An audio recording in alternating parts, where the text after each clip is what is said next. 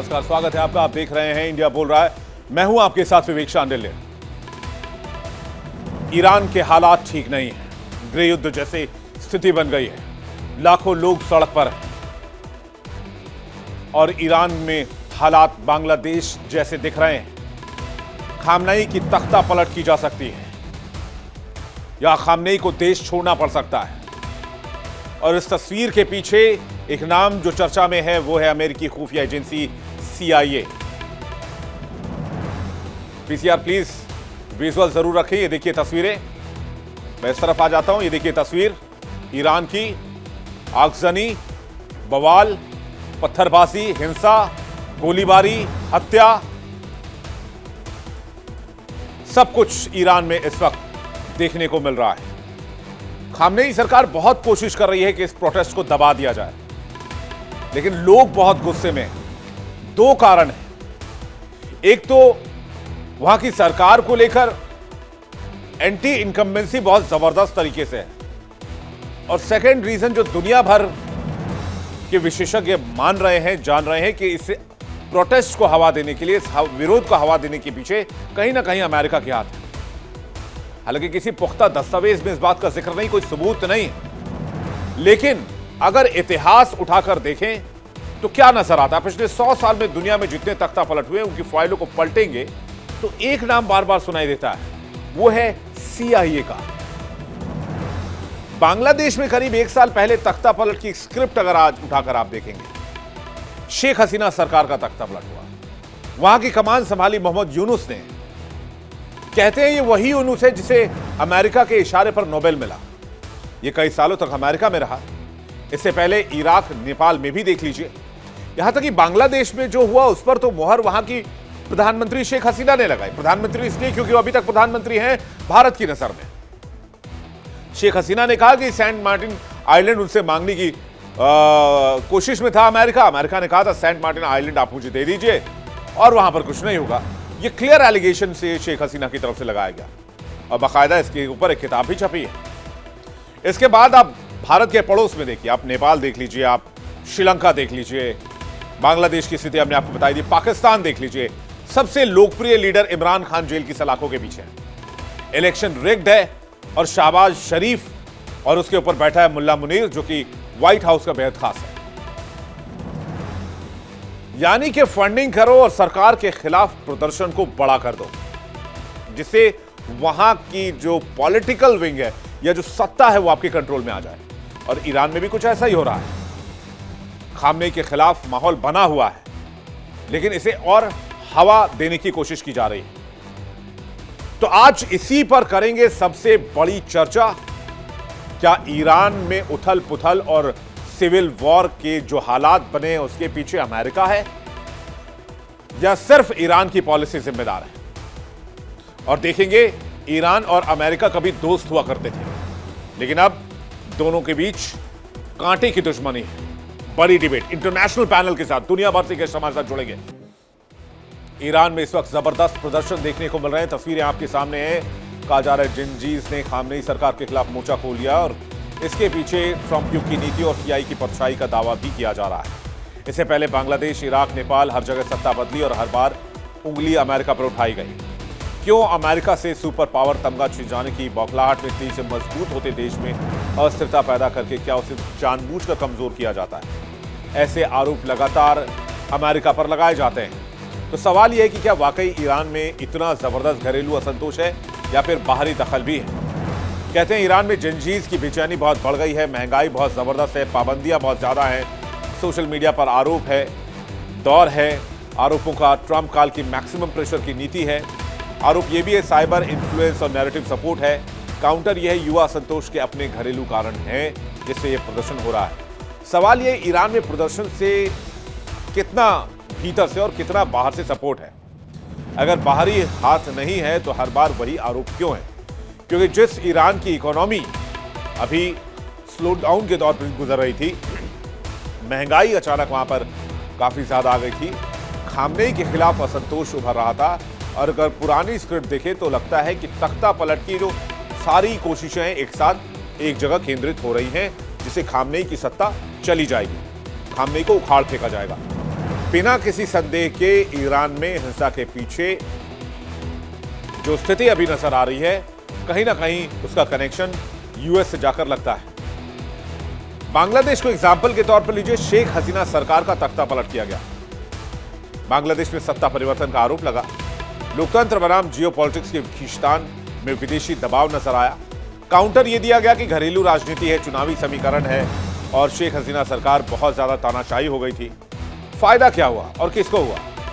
फायदा यह हुआ कि अमेरिका का एक सो कॉल्ड CIA एजेंट जिसका नाम है मोहम्मद यूनुस, वो सत्ता पर काबिज हुआ और उसके बाद उसने अपने हिसाब से चीजों को चलाने की कोशिश की। उसने बांग्लादेश में भारत विरोधी नैरेटिव फैलाया, हिंदुओं को निशाना बनाया, पाकिस्तान से दोस्ती की और बाकी कंट्रीज के लिए रास्ता खोल दिया। मतलब साफ है, देश कोई भी हो दुनिया के किसी कोने में, वहां अमेरिका अपना दबदबा चाहता है। अमेरिका के मंसूबों को अंजाम देता है पर्दे के पीछे से CIA। बार बार यही आरोप लगते हैं। पिछले 100 सालों में जहां जहां सत्ता बदली, नक्शे हिले, वहां एक सवाल बार बार उठाया गया, क्या यह संयोग था या सोचा समझा प्रयोग? कई देशों में अस्थिरता के पीछे CIA के फुटप्रिंट्स नजर आते हैं। अब इराक को ही ले लीजिए। इराक जहां अमेरिकी दखल का इतिहास एक खुली किताब है। आरोप यह है सुरक्षा, तेल, क्षेत्रीय संतुलन के नाम पर सत्ता समीकरण चेंज करना। काउंटर यह कि आंतरिक विभाजन और सुरक्षा संकट की स्थिति थी, इसलिए स्थिति बनी। अमेरिका और CIA का इतिहास हालिया सालों में कई देशों में सत्ता परिवर्तन पर बहस को हवा देता है। CIA खुद को कहती है कि नेशनल सिक्योरिटी एजेंसी है, इंटेलिजेंस गैदरिंग उसका काम है, लेकिन आलोचना करने वाले कहते हैं कि कोवर्ट ऑपरेशन CIA चलाती है, इन्फ्लुएंस करती है, रिजीम चेंज नैरेटिव चलाती है और उसमें सोशल मीडिया का इस्तेमाल करती है। आलोचक के कथन पर मुहर लगाती कुछ साल पहले नेपाल में ओली सरकार के तख्ता पलट की पूरी स्क्रिप्ट। जेनजीज का प्रदर्शन हुआ, ओली सरकार का तख्ता पलट कर दिया गया। आरोप लगा कूटनीतिक दबाव, NGO network, backdoor diplomacy. Counter यह था कि कोलिशन पॉलिटिक्स और अंदरूनी अस्थिरता हो गई थी, इसलिए जेनजीज ने प्रोटेस्ट कर दिया। अमेरिका सुपर पावर है, लेकिन वो खुद को शांति का मसीहा कहता है और कहता है कि पूरी दुनिया में वो लोकतंत्र का रक्षक है।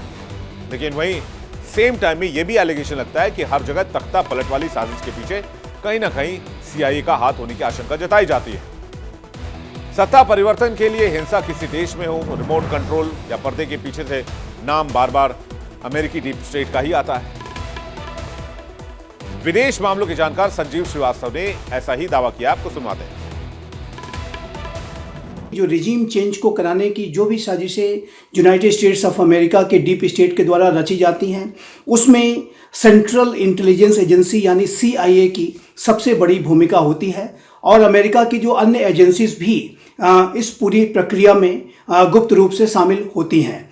और वर्तमान समय में जो स्थितियां वेनेजुएला के संदर्भ में यूनाइटेड स्टेट्स ऑफ अमेरिका के पॉलिसीज़ में दिखाई देती हैं, तो ऐसे में ये स्पष्ट है कि यूनाइटेड स्टेट्स ऑफ अमेरिका का जो डीप स्टेट है वो इस तरीके की जो भी विश्व भर में रिजीम चेंज को कराने का उसका एक लंबा इतिहास रहा है।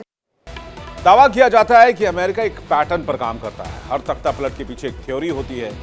कई देशों में जहां तख्ता पलट हुआ है वहां पर CIA की तथाकथित स्क्रिप्ट देखी गई है। तख्ता पलट की पहले की स्क्रिप्ट क्या होती थी? आर्थिक दबाव, राजनीतिक ध्रुवीकरण, फिर नैरेटिव वॉर, उसके बाद सत्ता परिवर्तन। आज की तारीख में क्या हो गया चेंज? तख्ता पलट की नई स्क्रिप्ट क्या है? साइबर के जरिए सोशल मीडिया का इस्तेमाल किया है। सोशल मीडिया के जरिए वहां के लोगों को इन्फ्लुएंस किया जाए। इन्फ्लुएंस के जरिए वहां की जनता को मूड को बदलिए और जनता का मूड बदला तो सत्ता अपने आप बदल जाएगी। तख्ता पलट का चेहरा बदला है। Cyber, social media, influence, vote बदलिए, सत्ता चेंज। डिजिटल दौर में अफवाह भी हथियार है।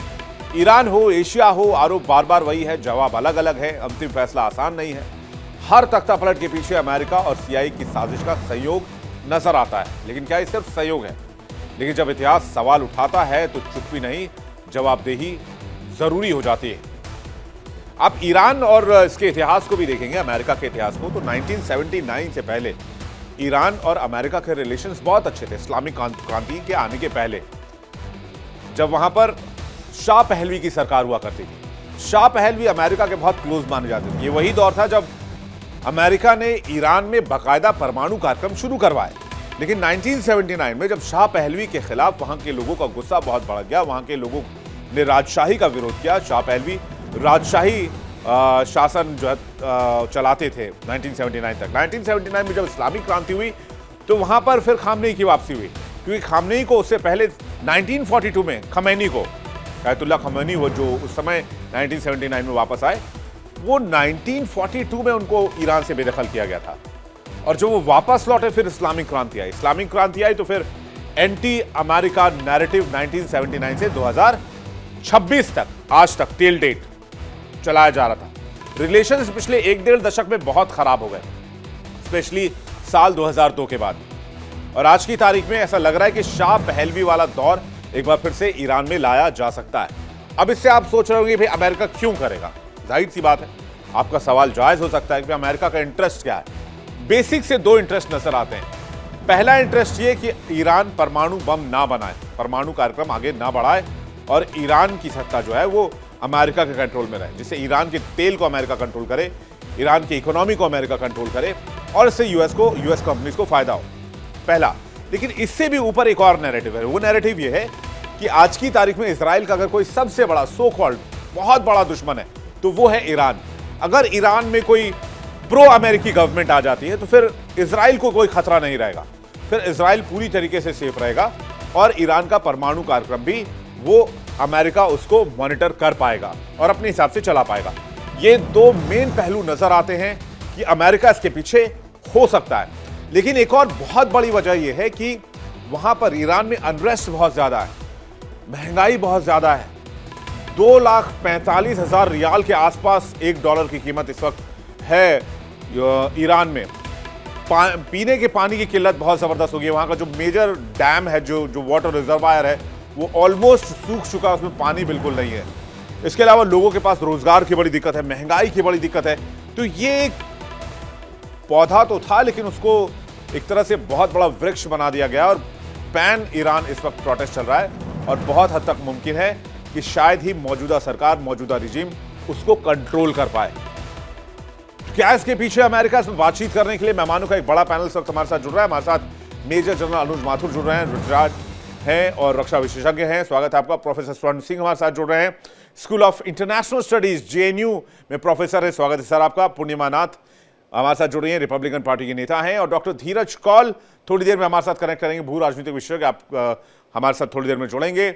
आप सभी मेहमानों का बहुत स्वागत है और दर्शकों आपका भी बहुत स्वागत करते हैं एक बार फिर से